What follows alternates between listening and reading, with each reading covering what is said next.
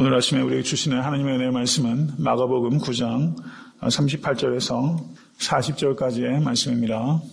다 같이 합독하도록 하겠습니다. 요한이 예수께 여짜오되 선생님 우리를 따르지 않는 어떤 자가 주의 이름으로 귀신을 내어쫓는 것을 우리가 보고 우리를 따르지 아니함으로 금하였나이다. 예수께서 가라사대 금하지 말라. 내 이름을 의탁하여 능한 일을 행하고 즉시로 나를 비방할 자가 없느니라. 우리를 반대하지 않는 자는 우리를 위하는 자니라. 아멘. 네, 지금 그 예수님께서 섬김에 대한 가르침을 계속해서 지금 가르치고 계시는데, 마가복음을 보시면 지금 여기서 그 세베대 아들 요한이 처음으로 요한의 말이 여기에서 들려요. 그런데 뭐라고 말합니까? 선생님, 우리를 따르지 않는 어떤 자가 주의 이름으로 귀신을 내어쫓는 것을 우리가 보고 우리를 따르지 아니함으로 금하였나이다. 여기에서 이 사도 요한의 말 중에는 잘못된 것이 있어요. 누구를 따르지 않는 어떤 자가? 우리를 따르지 않는 어떤 자가 우리를 따르지 아니함으로. 여기에 문제가 있는 거예요. 이 말을 바르게 한다면 주님을 따르지 않는 어떤 자가 라고 말해야 되는 거예요. 그런데 우리를 따르지 않는 어떤 자가 라고 말하고 있다는 것입니다. 사도 요한은 예수님께 이 말을 드리면 오히려 칭찬받고 주님의 동의를 얻을 것이라고 생각했어요. 그런데 우리를 따르지 않는 어떤 자가 말하면서 이 12명의 제자가 일종의 하나의 파벌과 분파처럼 되어서 다른 사람을 용납하지 못하는 그런 지금 태도를 보이고 있다는 것을 알아야 됩니다. 그리스도의 제자는 자신을 따르도록 하는 사람이 아니라 오직 그리스도를 따르도록 하는 사람이 되어야만 되는 것입니다. 목회자는 성도들이 목회자를 따르도록 성도들을 양육하는 것이 아니라 오직 그리스도를 따르도록 양육해야 되는 것입니다. 그것이 진실된 목회자인가 아닌가를 가름하는 가장 중요한 기준이 된다고 저는 생각합니다. 특별히 사도행전 8장 9절에서 13절을 보시면 한번 보시겠습니까? 사도행전 8장 9절에서 13절 다 같이 읽겠습니다. 그 성에 시몬이라 하는 사람이 전부터 있어 마술을 행하여 사마리아 백성을 놀라게 하며 자칭 큰 자라 하니 낮은 사람부터 높은 사람까지 다 청종하여 가로되 이 사람은 크다 일컫는 하나님의 능력이라 하더라. 오랫동안 그 마술에 놀랐으므로 저희가 청종하더니 빌립이 하나님 나라와 및 예수 그리스도의 이름에 관하여 전도함을 저희가 믿고 남녀가 다 세례를 받으니 시몬도 받고 세례를 받은 후에 전심으로 빌립을 따라다니며 그 나타나는 표적과 큰 능력을 보고 놀라니라.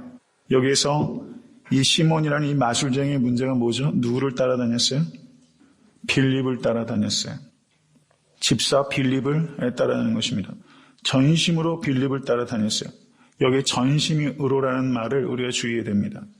전심으로, 잘못된 열심이에요.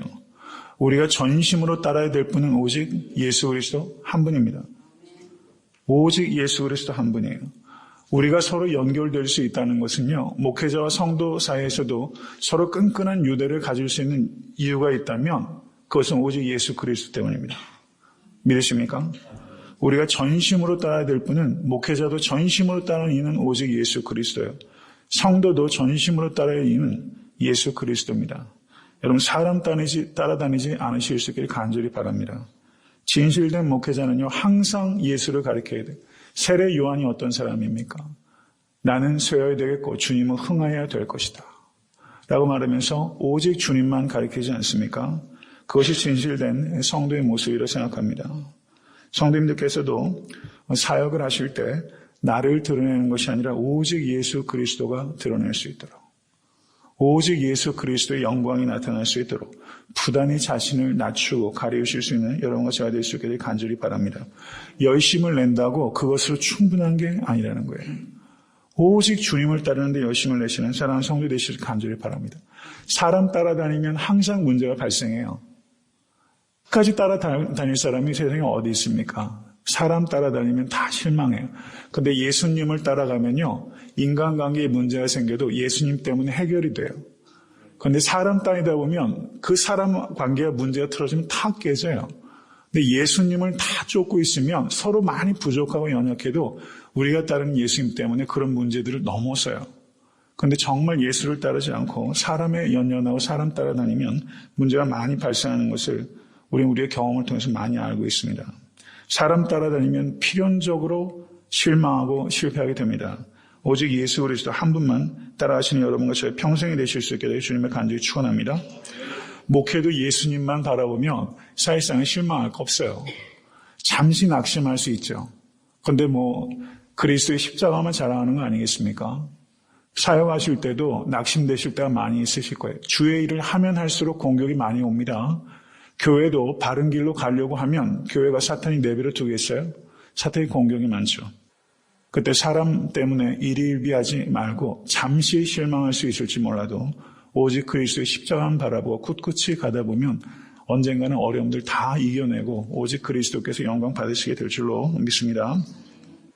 저는 개인적으로 성경의 인물 중에서 저는 바나바가 그렇게 좋아요.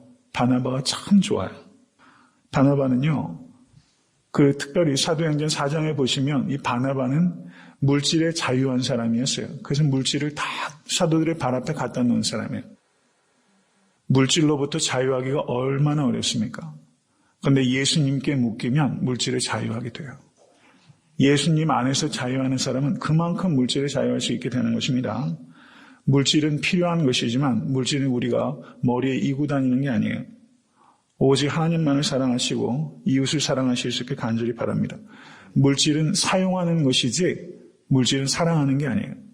그런데 사람들이 그게 앞뒤가 바뀌었어요. 사람을 이용하고 물질을 사랑해요. 많은 사람들이 거기에 문제가 벌어지지 않습니까? 하나님과 사람을 사랑하시고 물질을 사용하십시오. 그런 의미에서 물질을 하나님 부어달라고 얘기하세요. 연약한 이웃과 교회를 공고하게 세우기 위해서는 물질 주세요. 물질 사용하겠다고 말씀하세요. 물질 사랑하시면 아니 되는 것입니다. 사도행전 11장 23절에서 24절 말씀 한번 보십시오. 11장 19절에서 26절까지 읽겠습니다. 사도행전 11장 19절에서 26절까지 다 같이 읽습니다.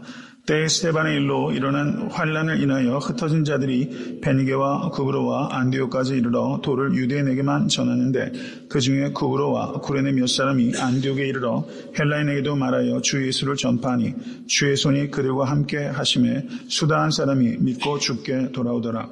예루살렘 교회가 이 사람들의 소문을 듣고 바나바를 안디옥까지 보내니 저가 이르러 하나님의 은혜를 보고 기뻐하여 모든 사람에게 굳은 마음으로 주께 붙어있으라 권하니 바나바는 착한 사람이요 성령과 믿음이 충만한 자라.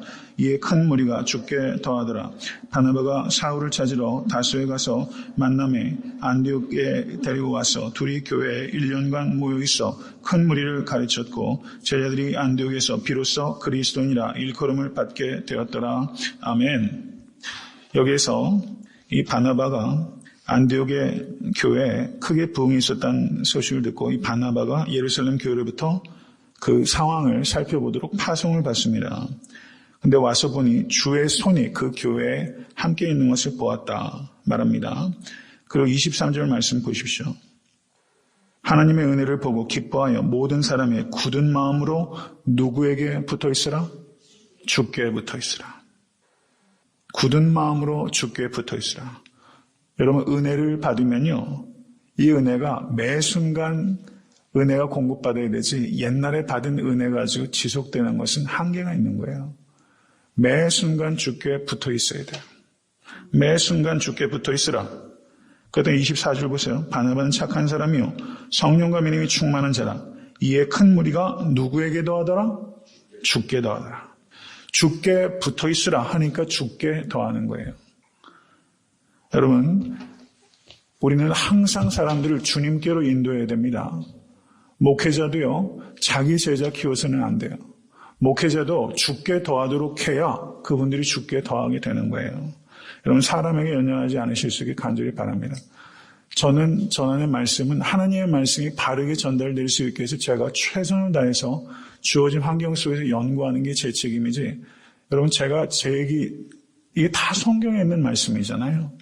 저는 다만 말씀의 통로에 불과한 것입니다. 이 세상에 여한 능력 있는 목회자라 할지라도 여러분 사람 쫓아다니지 마시고 여러분 그분을 통해서 전달되는 그리스도의 말씀을 들으시는 여러분이 되실 수 있게 주님을 간절히 축원합니다. 이 바나바야말로 참된 목회자의 기본을 보여주는 정말 위대한 분이라고 저는 생각이 됩니다. 지금 다수에 가서 지금 사도 바울을 찾아와서 같이 안디옥 교회를 가리키잖아요. 여러분 제가 일전에도 바보교회라는 제목으로 설교를 했지만 인간적인 관점에서 보면 이 바울이 바나바보다 학문이나 여러 가지 그 바일링구얼이고 이 헬라 문화에 능통하고 여러 면에서 바울이 바나바보다 탁월한 사람이라고 볼 수 있어요. 그런데 성도들을 위하여 자기보다 탁월한 분을 교회로 청빙해서 같이 사역할 수 있도록 하는 사람이에요. 여러분 팀목회 하지만 팀목회 잘 됩니까? 안 됩니까? 잘 안 돼요. 동역하는 거 참 쉽지 않아요. 자기보다 나은 사람 모셔오기 쉽지 않아요. 근데 왜 모셔옵니까? 성도들을 위해서 모셔오는 거예요. 이게 진짜 목회자의 마음입니다. 이게 영적 리더의 마음입니다. 오직 하나님께 영광 올려드리고 연약한 성도를 세우는데 전심을 다하고 있기 때문에 자기보다 여러모로 훌륭한 사람을 모셔올 수 있게 되는 것입니다. 여러분 19세기 말에 미국 목사님들이 영국에 가셔서 당시에 유명한 설교자들의 설교를 들으시면서 교회를 순방하셨는데 조셉 파커라는 목사님의 교회에 가셔서 설교를 미국 목사님들이 들었대요. 가니까 수많은 회중들이 있고 그리고 교회가 웅장했고 그리고 그 조셉 파커 목사님의 명성처럼 설교를 듣고서 크게 감명을 받았다는 것입니다. 그래서 미국 목회자들이 교회를 나오면서 하나같이 이렇게 말했다는 거예요. 조셉 파커는 얼마나 훌륭한 프리처인가. 너무나 훌륭한 설교자라고 이 미국 목회자들이 감탄했다는 거예요. 그 다음에 이 미국 목사님들이 가졌던 곳이 스펄전 목사님께서 찰스 스펄전 목사님께서 사역하시는 교회에 가셔서 설교를 들으셨어요. 그런데 설교를 듣고서 예배당을 나오는 미국 목사님들이 이렇게 말했다는 거예요. 우리 주 예수 그리스도는 얼마나 위대한 하나님이신가. 이렇게 얘기했다는 거예요. 조셉 파커의 설교를 듣고는 얼마나 위대한 설교가인가라고 말했고 찰스 스펄전 목사님의 말씀을 듣고서는 얼마나 위대한 그리스도이신가라고 그리스도를 높이게 됐다는 것이죠. 여러분 어떤 설교가 성공한 설교라고 할 수 있겠습니까? 그리스도가 드러나는 설교예요. 그리스도가 드러나는 설교예요. 여러분 정말 그리스도만 드러날 수 있는 여러분 우리 모두의 사역이 될 수 있고 우리의 삶이 될 수 있기를 주님을 간절히 축원합니다. 자기를 낮추는 만큼 그리스도는 높아지게 되는 것입니다. 능력의 원천은 예수 그리스도 한 분이시고 우리는 다만 능력의 채널, 우리는 통로에 불과하다는 것을 항상 기억하시는 여러분과 제가 될 수 있길 간절히 바랍니다. 우리를 따르지 아니함으로 금하였나이다. 이렇게 말하는 것입니다. 여기에는 어떤 마음이 있어요? 내 방법과 성향에 맞지 않는다고 금하는 거예요. 여긴 jealousy, 시기가 있고 rivalry, 여기에는 그런 경쟁의식이 많이 있는 거예요. 내 방법에 맞지 않는다고, 내 성향에 맞지 않는다고 금하는 거예요.